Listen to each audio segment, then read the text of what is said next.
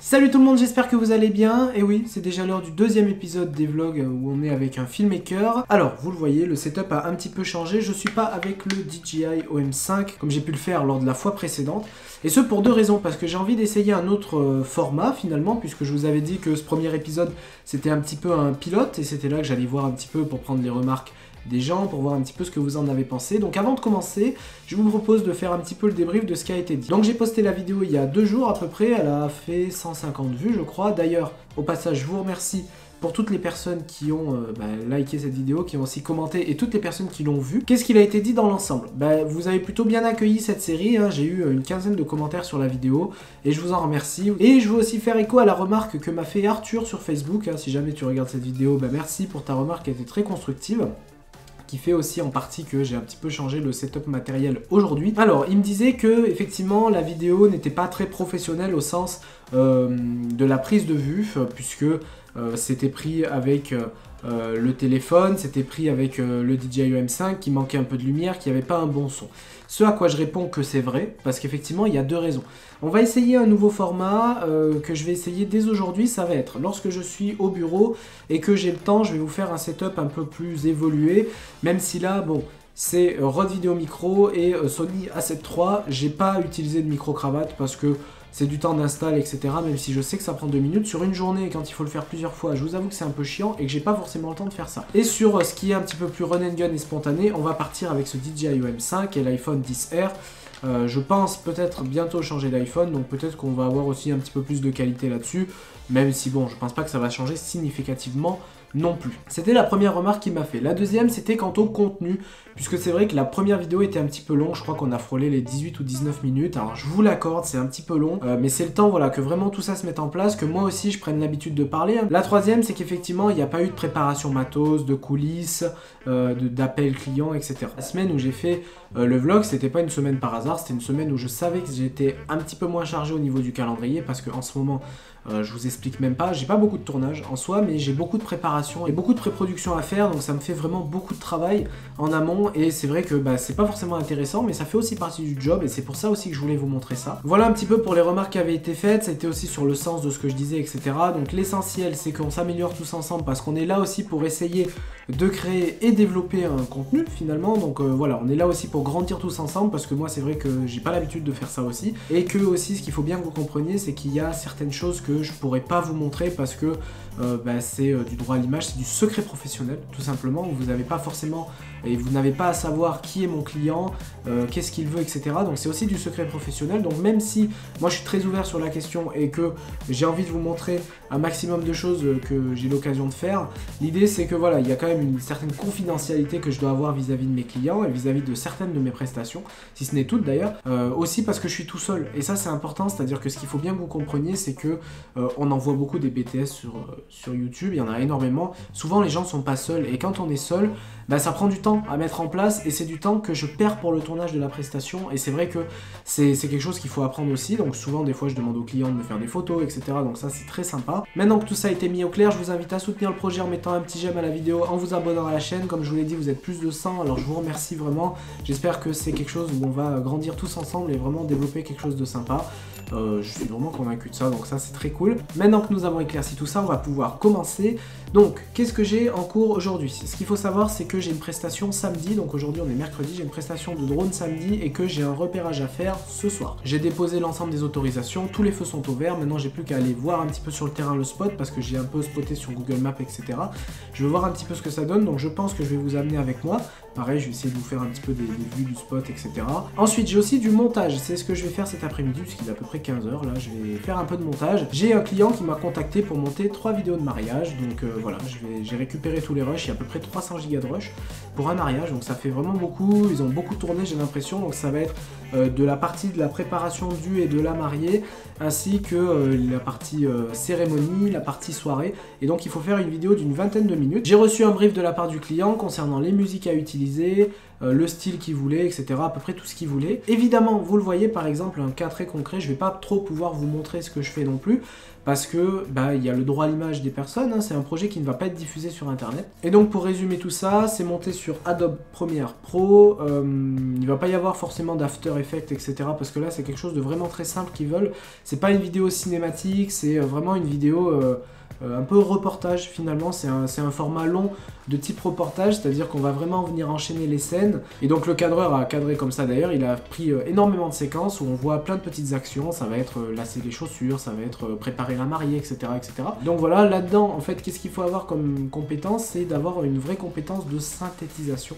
Parce que c'est hyper important, là vous voyez je me retrouve avec presque 8 heures de rush, et il va falloir que j'en sorte in fine 20 minutes, donc tout n'est pas intéressant dedans, mais il va falloir que je sélectionne les moments les plus intéressants pour en faire quelque chose de sympa, et surtout quelque chose qui a du sens, parce que l'idée c'est quand même de raconter une histoire et de montrer leur mariage. Alors ça y est, on est sur l'ordinateur, et donc comment je m'organise? Donc j'ai reçu tous les rushs, voilà, ils sont ici, donc en fait j'ai reçu 5 transferts différents. Ce qu'il faut savoir, c'est que sur ce projet-là, comme je vous le disais, c'est plutôt du simple en fait qu'il faut faire, il n'y a pas vraiment des effets colorimétriques à faire, voilà, il faut juste que ce soit sympa à regarder, et que ce soit assez simple. Dans chaque dossier, on retrouve donc tout un tas de rushs, il y en a à peu près une vingtaine par dossier, ça dépend desquels, hein, vous voyez, il y en a qui en ont moins. Tout est désorganisé, je pense que ça vient d'une caméra Panasonic 113. En général, les dossiers comme ça, c'est les caméras Panasonic. Et C008, c'est bien les caméras Sony ou alors les caméras Canon aussi, des fois, qui font ça.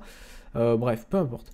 Ça change pas grand-chose finalement, parce que comme il n'y a pas de travail d'étalonnage à faire, on va pas trop avoir besoin de faire matcher la color science, etc. Surtout si on utilise une lutte. Donc comment je fais maintenant? Il va falloir faire ce qu'on appelle un travail de dérushage, puisqu'il y a vraiment pas mal de rush. Donc il va falloir dérusher tout ça. L'idée, ça va être quoi? Ça va être tout simplement de venir sélectionner tous les rushs et les mettre dans une nouvelle composition. Donc, nouvelle séquence, pardon, je pense qu'on est sur After. Donc pour ça, je vais créer tout simplement une nouvelle séquence. Voilà, tout simplement. Le réglage le plus idéal pour ce qu'on fait nous, ça va être le Digital SLR, donc DSLR, hein, c'est pour ça qu'on appelle les appareils photo caméra des DSLR. On est en 1080p, je vais faire le projet à 25 images par seconde, ça a été tourné à 50, mais ça me permettra de faire des ralentis si jamais. Ma compo, je l'appelle Derush, parce que c'est important de nommer, en fait, soyez hyper carré dans vos nommages, dans vos dossiers, ça vous permettra de vous y retrouver si jamais déjà vous avez des modifs à faire. Parce que souvent, ça vous arrive de plus toucher au projet, parce que vous livrez la vidéo, et puis 2 semaines après, on vous fait état des modifications, et vous n'avez pas touché au projet, vous avez oublié ce que vous avez fait et tout. Donc, la localisation des fichiers et les nommages de ce que vous mettez, c'est super important. Et je compte sur vous pour faire ça. Donc on est bien en 1920-1080, on a bien des pixels carrés parce qu'on est sur un écran informatique, on n'a pas de trame, c'est normal, on est bien en Rec 709 puisqu'on est en HD, c'est l'espace colorimétrique, et donc le taux d'échantillonnage, bon 48 kHz, résolution maximale et qualité de rendu maximale, on le cochera lors de l'export, ce sera plus simple, surtout si on veut faire une version low res pour voir ce que ça donne. Donc il m'a bien créé ma séquence des rushs, et de là donc je vais pouvoir commencer à importer tous mes fichiers. Donc je vais ouvrir mes dossiers un par un, et là je vais pouvoir commencer à les insérer. Et là ce qu'on constate, c'est qu'il me dit attention, le réglage de la séquence ne correspond pas au réglage du média, donc il faut tout simplement effectuer une petite modif et lui dire de conserver les réglages existants, puisque moi je veux que la séquence soit bien à 25 et non à 50, donc je fais conserver. Et là, je vois que ça a été tourné en 4K. Eh oui, ça a été tourné en 4K. Merde.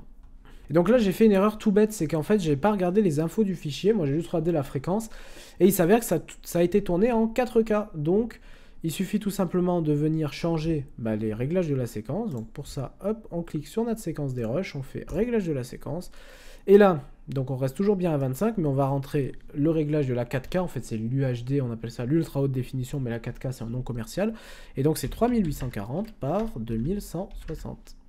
Et voilà, là tout de suite on est au bon format, on est pas mal, et c'est plutôt sympa. Voilà, après une fois que ce travail est fait, écoutez, il n'y a plus qu'à importer tous les dossiers, donc là vous voyez on a déjà 1h49 de rush, donc on a déjà de quoi faire. Donc c'est vrai que c'est du travail, vous voyez c'est du travail qui est assez long, hein, parce qu'il faut... tout dérusher, tout regarder, c'est quelque chose qui prend du temps. Alors il y a plusieurs méthodes, il y en a qui collent tout dans la même séquence, et il y en a qui vont plutôt qui vont plutôt tout regarder élément par élément, et qui vont mettre des points in, des points out. Il y a vraiment toutes les manières de faire. Moi, je travaille avec les deux, ça dépend. Là, vous voyez, par exemple, j'ai 6h36 de rush. Effectivement, peut-être que je vais privilégier le fait d'aller regarder. Cette mairie est très jolie, vous trouvez pas? Voilà, bah écoutez, j'ai fait à peu près le tour de ce que je voulais vous dire. Là, maintenant, j'ai plus qu'à regarder vraiment un petit peu tout ça, voir un peu comment ça se passe, comment est-ce que je peux un petit peu structurer tout ça, si j'arrive à trouver un peu une cohérence entre les plans, etc. D'identifier aussi et de m'imprégner de la manière dont le cadrage a été fait, parce que ça c'est super important. Il est 14h21, je pense que je vais y bosser pendant 2 heures dessus. Après, ce qu'il faudra faire, c'est récupérer les musiques, parce que voilà, j'ai eu une liste qui a été faite par le client, que je peux vous montrer d'ailleurs, qui est ici. Voilà, donc vous voyez, c'est des musiques très connues, hein, vraiment. Donc c'est pas destiné à la diffusion sur YouTube. Allez, c'est parti, on se retrouve tout de suite.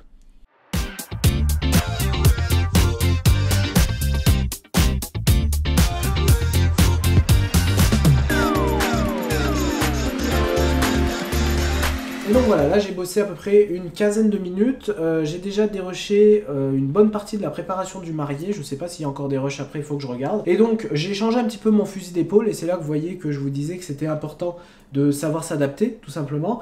Donc j'ai créé la séquence des rushs tout à l'heure avec vous, dans laquelle j'ai glissé tous les rushs du projet, donc les 6 heures et quelques de rush, et donc je me suis dit ça fait beaucoup, donc je vais séparer par gros éléments, si je puis dire. Donc là, vous voyez, j'ai mis des rushs prépa et des rushs cérémonie pour pouvoir venir isoler chaque partie, parce que ce qu'on constate, et là par exemple vous le voyez sur cette image là, c'est que au niveau du cadrage c'est très linéaire, c'est à dire qu'on a souvent le protagoniste qui est au centre, ou du moins pas très loin du centre de l'image.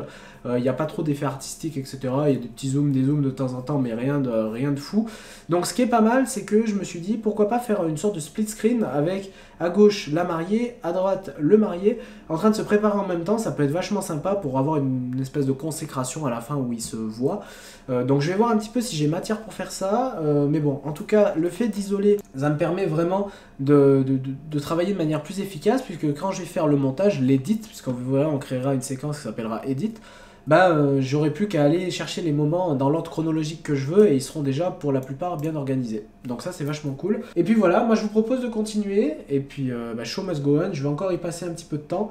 Et puis c'est parti. Donc effectivement, je vous avoue que l'après-midi s'est terminé de cette façon-là. J'ai pas eu le temps de continuer puisque j'ai voulu un petit peu suivre la conférence DJI. Grosso modo, j'ai rien fait de plus, hein. J'ai continué à dérusher. Ensuite, j'ai suivi la conférence. J'ai fait une petite vidéo sur la chaîne qui est disponible en fiche juste en haut. Ensuite, je suis parti en repérage comme je vous l'ai dit, mais en vrai, ça a tellement été la course que j'ai pas eu le temps de vous faire des images parce qu'il commençait à faire nuit et tout. Mais bon, peu importe.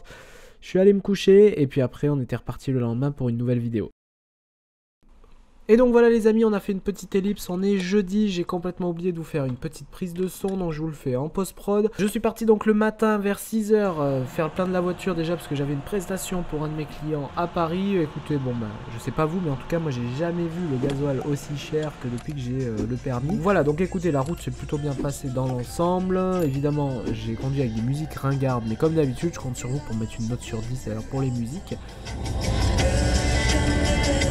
On est arrivé à Paris, bien entendu, je suis tombé dans les bouchons, comme d'habitude, j'ai envie de vous dire, ça change pas d'habitude. Et donc à mon arrivée chez le client, j'ai installé tout le matériel, j'ai tout préparé, donc c'est pour Ariane Espace, c'est pour leur direct qu'ils font sur leur chaîne YouTube, en vue des retransmissions des lancements de fusée Ariane. Donc voilà, j'ai tout installé, j'ai pas du tout eu le temps de vous faire des vidéos, je vous ai fait seulement 2 photos, en plus voilà, c'est des choses qui sont assez confidentielles. Et donc voilà, la journée s'est terminée à peu près vers 23h30, donc ça fait des bonnes journées. Les amis, ça y est, bon, je vais pas parler trop fort, hein, vous le voyez, il est tard, bientôt 23h30, je viens d'arriver à l'hôtel. Bon, j'ai pris un petit Ibis budget, le temps de la prestation, alors, très sommaire, hein. Vous voyez, c'est vraiment la base de la base, mais bon, l'avantage c'est qu'on est dans le groupe Accor et que c'est à peu près des hôtels qui sont standardisés, on a à peu près le même confort dans toutes les chambres, et ça c'est cool, et c'est surtout que dans l'ensemble c'est plutôt propre, et en fait c'est ça qui est intéressant.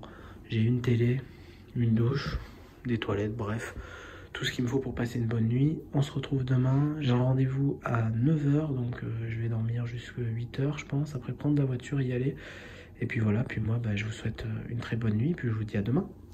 Et donc évidemment tout ne s'est pas passé comme prévu, mais vous avez l'habitude avec moi, enfin pour une fois c'est pas de ma faute, j'ai passé une super nuit, franchement j'ai super bien dormi, seulement j'arrive à mon rendez-vous le matin à 8 h et en fait il s'avère que le vol a été annulé, voilà, la fusée ne décollera pas dans la nuit de vendredi à samedi, donc ça a été complètement annulé, ça sera reporté plus tard. C'est un peu frustrant parce que l'espace c'est quelque chose qui moi me passionne, et puis surtout qu'on avait mis tout le matériel en place, etc. Donc c'est vrai que c'est un peu frustrant, mais bon, ça fait partie du jeu, c'est comme ça. On se retrouve donc le soir du tournage, voilà, donc vous avez une petite vue du site, c'était vachement sympa. Alors en vrai, j'ai pas eu le temps de vous faire des images pendant le shoot parce que il y a eu des grosses contraintes de sécurité, puisqu'il a fallu restreindre temporairement l'accès à une route avec des personnels de sécurité. Il a fallu bien se coordonner, et le souci c'est que nous pouvions shooter que pendant le coucher du soleil.